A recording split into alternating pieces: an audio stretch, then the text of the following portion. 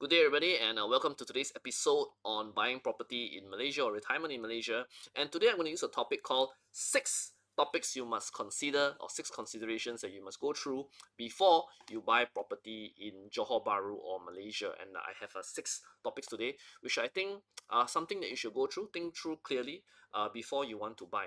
The reason why I'm doing this video is because recently we get a lot of queries about buying property in Malaysia. Interest in buying property in Johor Bahru has gone up a lot, especially in the past 6 to 9 months. I can also see fellow people in the social media on YouTube or TikTok also making a lot of videos about buying property in Malaysia and what their views about it, right? So I think let me give you my 2 cents as well. What you should think through before you buy.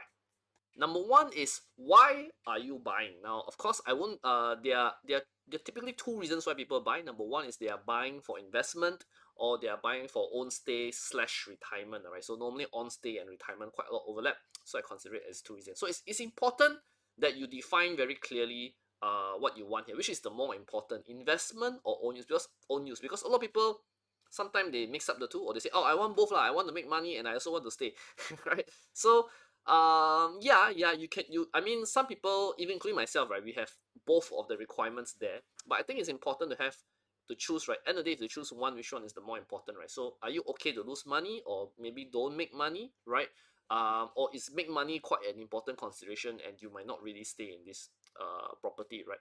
So I won't go into reasons why investment. I think you can watch all my other videos. I've done a lot of videos why I say investment in Johor Bahru is a good idea, especially the RTS coming in 2026. So I won't go into that detail, but I think it's quite clear to choose whether investment or own stay, which is important to you, right? And make your peace that whatever happens, right, you're okay, that your important criteria of the two is met, right? Whether own stay or own stay or investment, right? So for retirement, it's also very common nowadays because, like I said in my other videos, also a lot of people are buying because cost of living in Singapore has been very high, and due to your currency strength, Singapore dollar, right? People find that using the Sing dollar to retire in Johor Bahru is a very good idea. Also because RTS is coming, so that means that travel between Johor Bahru and Singapore is a lot better, right? So you need to be very clear in your mind. Number one, own stay or investment, which one is the important factor, right? And make your peace with it, right?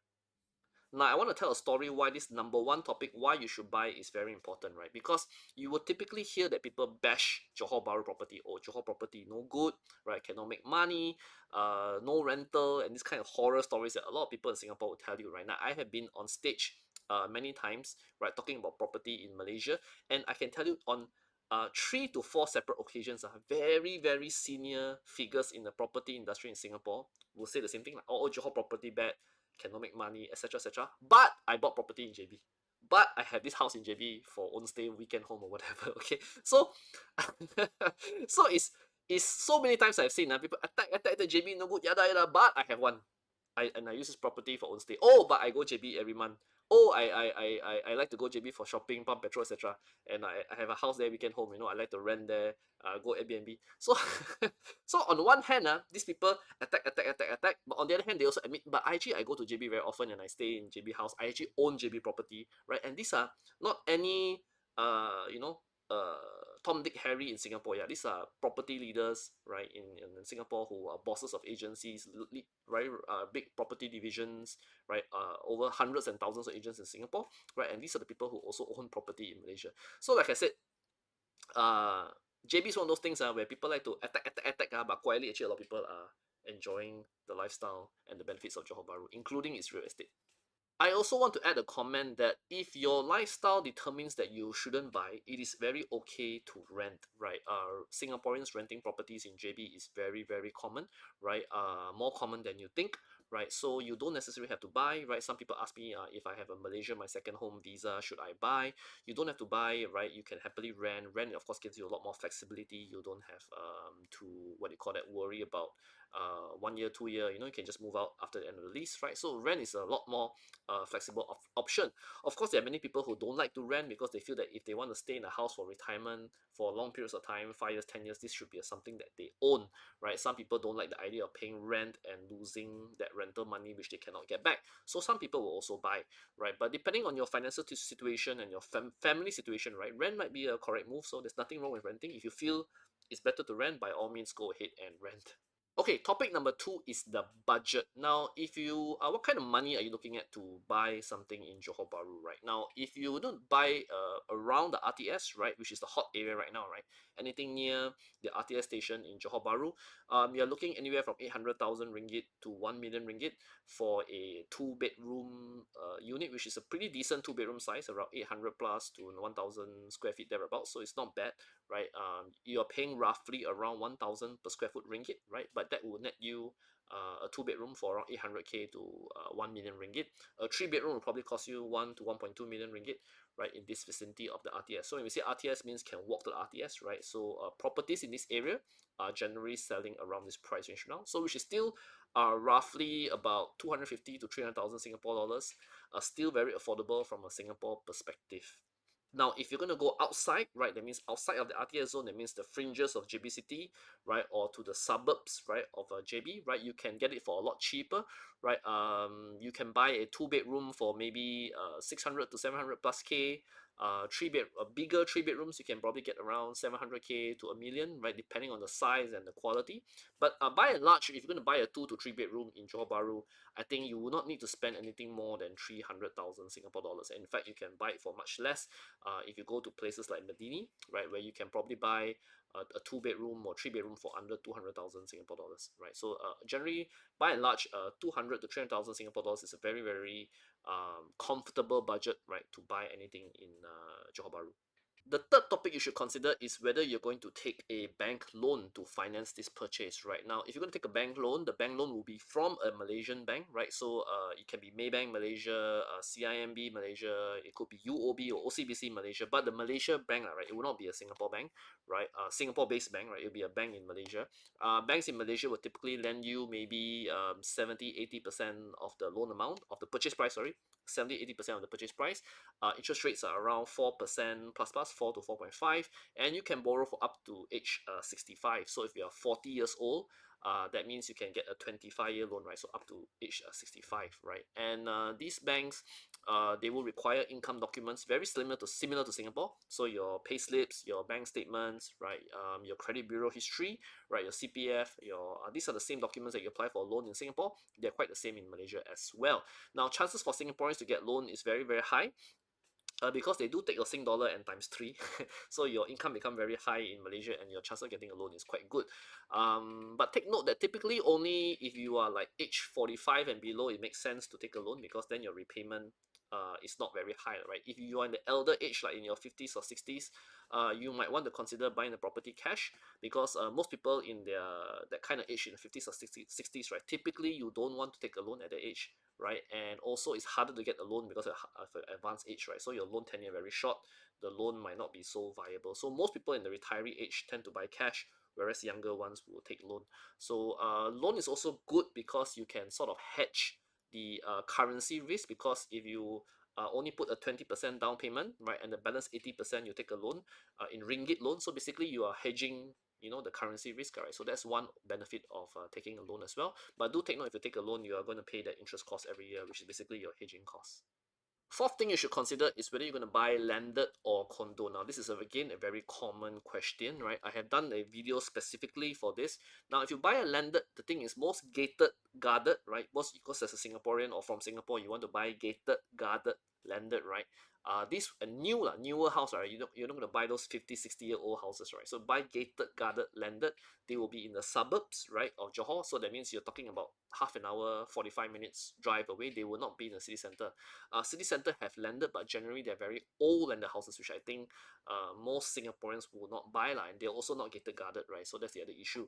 So the nicer, newer landed properties will be in the suburbs further away, right? Easily half an hour's drive. So you will need a car, very likely, right? Take note that landed property also require more renovation, because the house comes empty usually, and you typically have a lower rental yield if you intend to rent out. And of course, there's more management required, because landed property, there's grass to cut lah, there's a lot outdoor you have to take care, right? There's no third party that will do that for you lah. You have to do it yourself, or pay a third party person to do it for you. So there's a lot of work that you may not really consider, because in Singapore, unless you stay in a landed Singapore, right, you may not really know what this work entails. Of course, landed property traditionally held value better, right?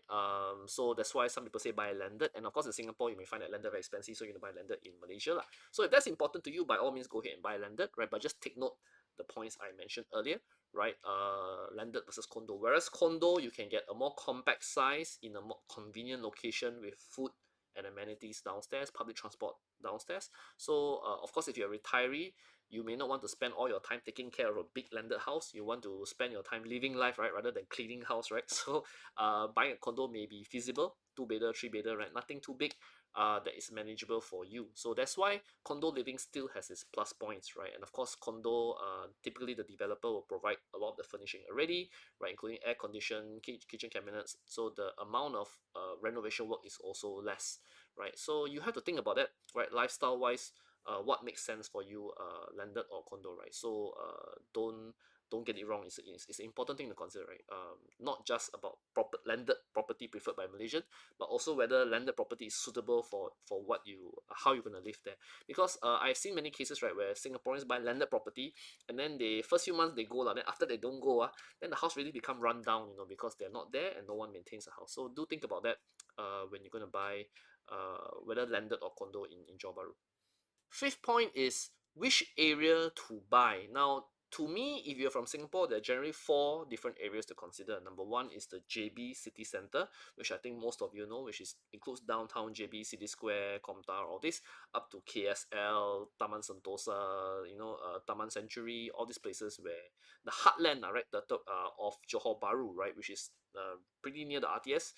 Generally speaking, 10 15 minutes drive at most. Danga Bay, all these areas, which is the city center per se. This is area number one that most Singaporeans think or know as JB per se. Area number two is what I call Greater Austin, right? So the Austin area, which probably includes Taman Molek, Taman Ponderosa, right? It includes the Eco Spring, Eco Summer Zone. You can Dato on to some extent that whole area around centered around Austin Heights, right? So this is also a very popular area, right? Locals like to live there as well. It's very commercially active, a lot of shops, a lot of food, a lot of entertainment. Traffic is a little bit bad because it's very high dense nowadays. A lot of people like to go there. So, but yeah, it's a popular zone. It's also also you should consider if you want to stay in the suburbs, right? There's a lot of choices there, whether high rise or landed for you. Area number three is Iskandar Putri. Now, Iskandar Putri is towards the west, nearer to the Tuas second link. So if you go Iskandar Putri, right, it's probably easier to come to Singapore via Tuas, right? So if you also stay in the west in Singapore, maybe Iskandar Putri is convenient from that perspective. So Iskandar Putri is a quieter, right? For those of you who are looking for quiet lifestyle, right? Iskandar Putri is popular, right? A lot of landed homes there, especially some condos in Putri Harbour and Medini for you to choose from. So a lot of options also for foreigners, right? If you want to go for greenery, good environment, good schools, right? Iskandar Putri is a place for you. Typical areas, like Horizon Hills, Bukit Indah, Eco Botanic, right? Leisure Farm. These are all in Iskandar Putri. Very popular among expats as well from other countries.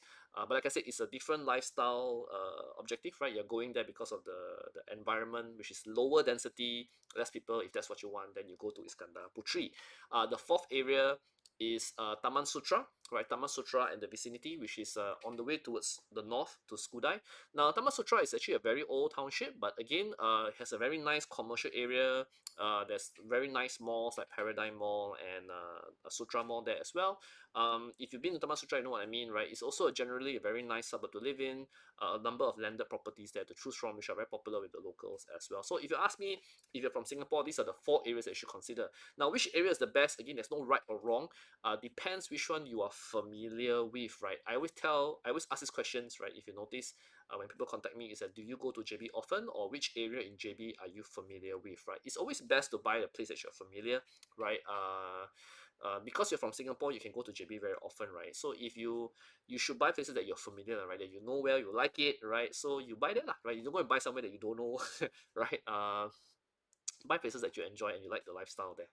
The final sixth point is basically taxes and other regulation. Now, taxes basically, if you own property in Malaysia, there are generally a few taxes you have to pay. Number one is a property tax, so very similar to Singapore. There's an annual property tax. It's not a lot lah. I mean, in most cases, you will not be paying more than 1,000 to 3,000 plus ringgit per year, maximum. It's not a lot. You will get a bill. It's billed 2 times a year, right? But per total per year is around this amount. Would not be 2 to 3,000 ringgit is the category most of you will end up paying, right? There's no occupier rate or investor rate. There's only one rate in Malaysia. Okay, it's a function of your valuation, similar to Singapore. Okay, so that's property tax as number one. Number two, like in most cases, you have to pay a maintenance fees, right? If you're a condo, you pay maintenance fee to your condo plus a sinking fund, same as a condo in Singapore, no difference. If you have a landed, you also typically pay some kind of a security fee or maintenance fee for your landed area. So these are very common monthly costs, right? Will not be a lot. Most cases it's a couple hundred ringgit per month. Number three is if you earn a rental income, you do have to pay income tax on your rental income. If you're a non-resident, means you do not live in Malaysia, the income tax is around, I think, 28 or 30% of the net rental income. That means after minus cost. It sounds pretty high, but it's not that high also. I mean, a lot of countries have this kind of rule that if you're not a local resident, you tend to pay higher tax on your income. So your net rental income, right? On the net rental income, you do have to pay income tax on that. Properties in Malaysia are also subject to capital gains tax, right? Means if you sell, you have to pay a capital gains tax, right? There is a table that you can find online for the Malaysian real property capital gains tax, right? In Malaysia, it's called RPGT, right? RPGT. Now, for if you are a Singaporean or a foreigner, the capital tax is rate is 30% in the first 5 years and 10% after 5 years, right? So 30% is only on the gain. So for example, if you buy 1 million and you sell 1.2 million, your gain is 200,000, right? So the tax is only on the gains, yeah. So it's very different from the Singapore system, right? You must make money, they only tax you lah. So you make 200k, they tax you on the 200k. So if you don't make money, then your tax is zero lah. So it's a tax on gains, right? So you do have to pay that if you sell and if you make money, right? If you do the math, it's actually not a lot, especially if you sell after 5 years lah. I think so. They are trying to encourage you to hold the property for minimum 5 years, right? Although you can sell anytime, but minimum 5 years. Also take note that if you want to sell the property, you can sell anytime. There's no restrictions on when you can sell. But if you sell to foreigners can only buy properties in Johor at the minimum price of 1 million ringgit and above. So if you want a foreign buyer, you must sell them at 1 million ringgit and above. You sell to Malaysians can be any price. So before I end my video, I think it's important that when you enter this process to enjoy the process, right? I think some people buy property, right, and they get very stressed about it, right? Then I think don't buy property and get stressed, all right? I think enjoy the process, right? Especially if you're buying for retirement or for own use, right? I mean, in Singapore, the property investment game is a little bit controlled, right? Government controlled, a lot of regulations controlled. So there's only so much you can do in Singapore, right? So if a lot of people venture to buy properties overseas because it's a new experience for them. For retirees, it's also a lifestyle retirement thing, right? So you buy property in JB, enjoy the process. I think enjoy living in Malaysia, enjoy Malaysia as much as possible. Sometimes I think we spend too much time on the dollars and cents, right? If I were to be very honest with you, right, if you talk about investment, right, there are a lot of ways to make money. Not necessarily to buying property in JB, right? Depending on what you are comfortable with, you can make money in stocks, you can make money buying bonds, you can be very happy with the FD rate or the US Treasuries rate that you're getting today, right? You don't have to necessarily stress yourself to buy property in JB to make money off an investment in JB, right? If you are not familiar, then you find this whole process too daunting, right? Too much information to absorb. Then don't buy. Then don't buy, right? Go and buy something that you understand, right? And that you are more comfortable and you can sleep at night about it, right? So right. But if you understand this property investment well, right, you're very comfortable with the idea of the RTS coming will boost up property prices. If you watch my other videos about why Woodlands, even Woodlands are right, comparing Woodlands to JB, the price difference is so big that JB prices have to catch up somehow, then by all means do contact me and we can talk about more about why JB property will definitely make money in the next 3 to 5 years, right? But if you can't, then don't buy. It's okay, right? So for those of you who are buying for retirement, I hope to see you guys more in JB soon, right? It is really a great lifestyle in JB, especially with the currency strength, and I hope you all enjoy and make the most of your retirement and spend family time there, and have fun, right? So what I want to say is basically enjoy the process, have fun, right? Thank you very much. If you enjoy watching my YouTube episode today, please like, share, and subscribe to our YouTube channel. Please share the video as well to people who think this video might be helpful for, right? So today's topic, 6 things you should consider before you should buy property in Johor Bahru. I hope this was useful to you. Consider all these things in mind before you buy, especially the number one, which is why are you buying? Okay.